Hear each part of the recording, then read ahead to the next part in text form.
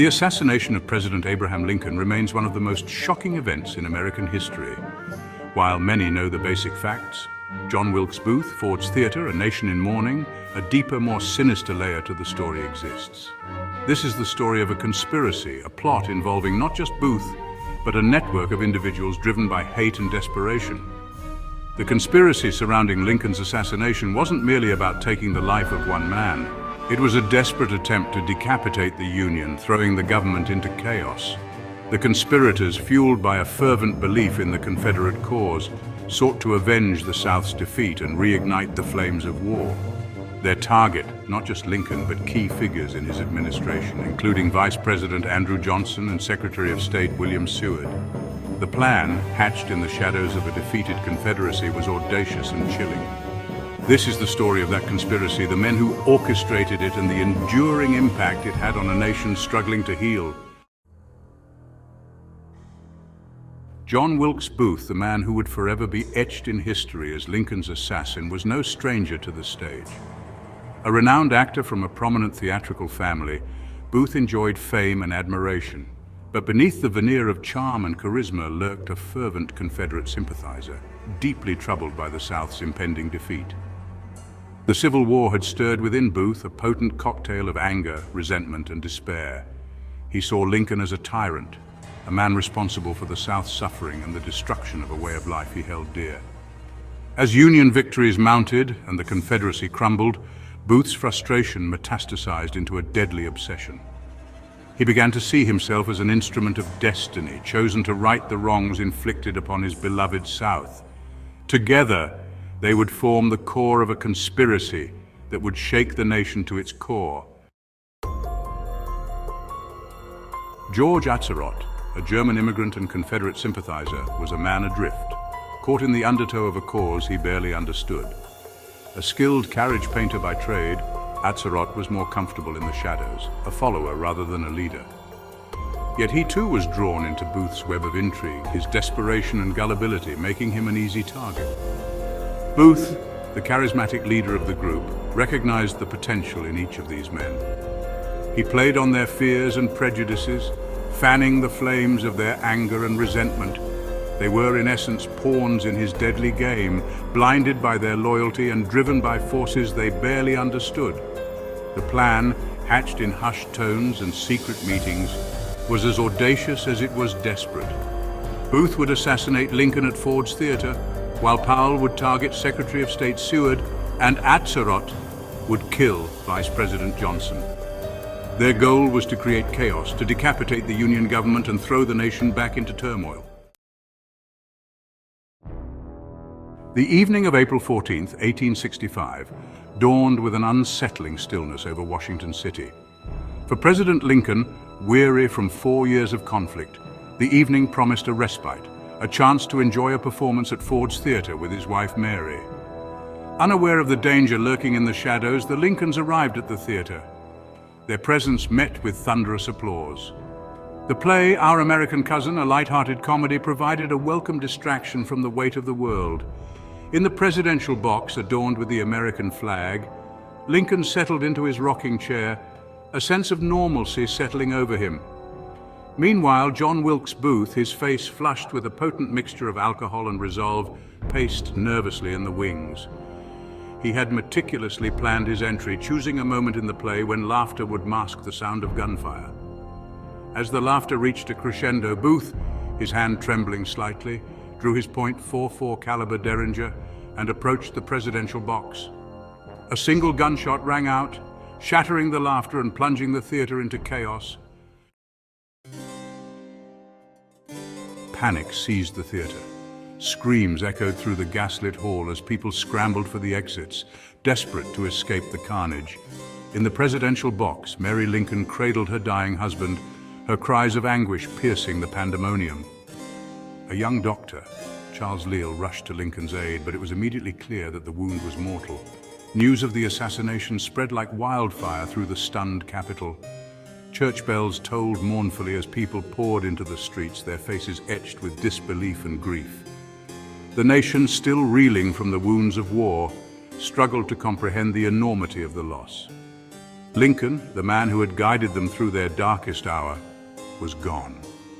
As the city descended into mourning, a frantic manhunt for John Wilkes Booth and his co-conspirators was underway. 12 days after the assassination, Booth's flight from justice came to a dramatic end.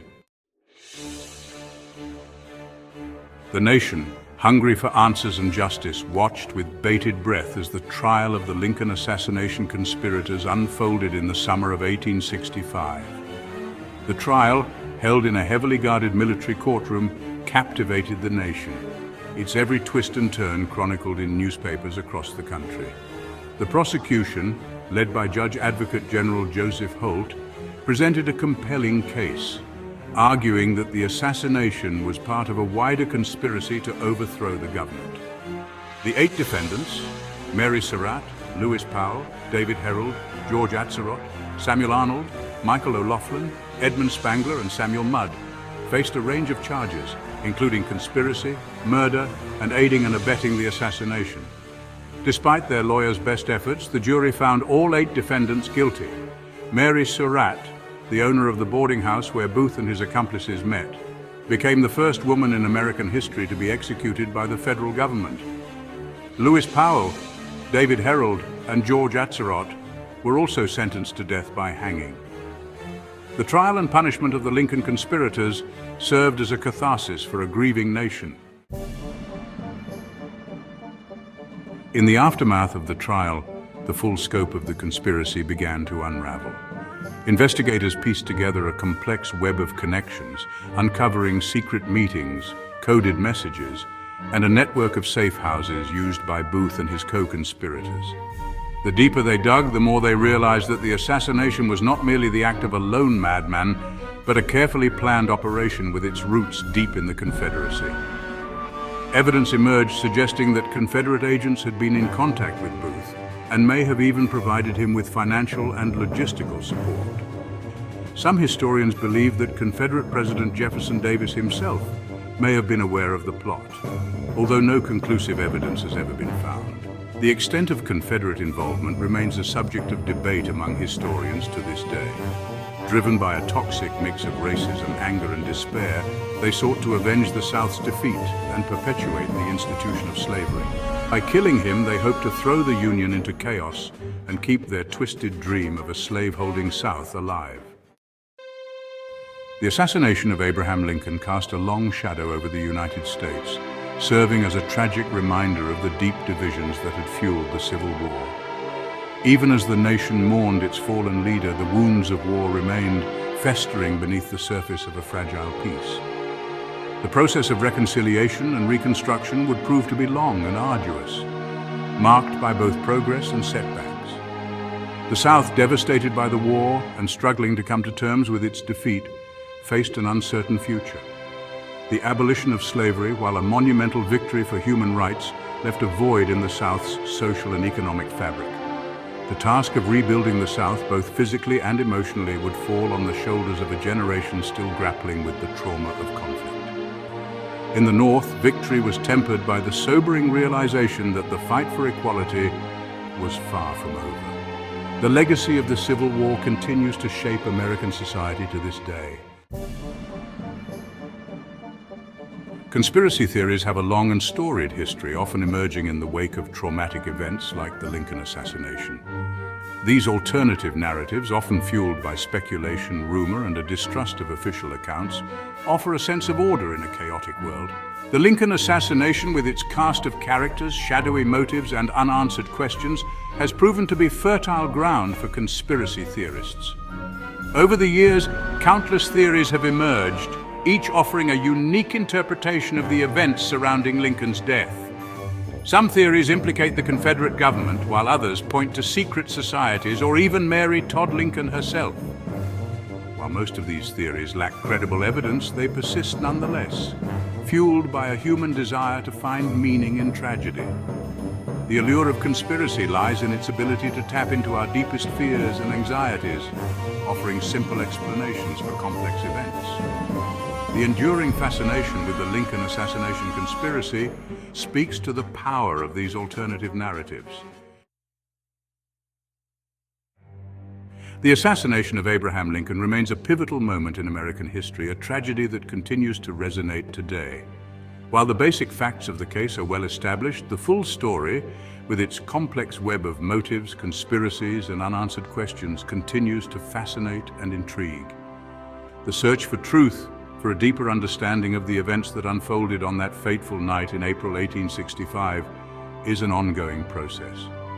Historians, armed with new technologies and access to previously unavailable archives, continue to piece together the puzzle of Lincoln's assassination.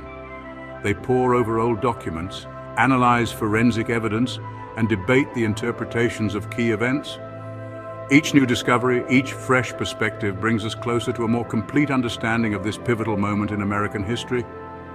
The study of history is not merely about memorizing dates and names. It is about grappling with the complexities of the past, confronting uncomfortable truths, and learning from the mistakes of previous generations. The assassination of Abraham Lincoln, a tragedy that shook a nation to its core, continues to remind us of the importance of this ongoing pursuit.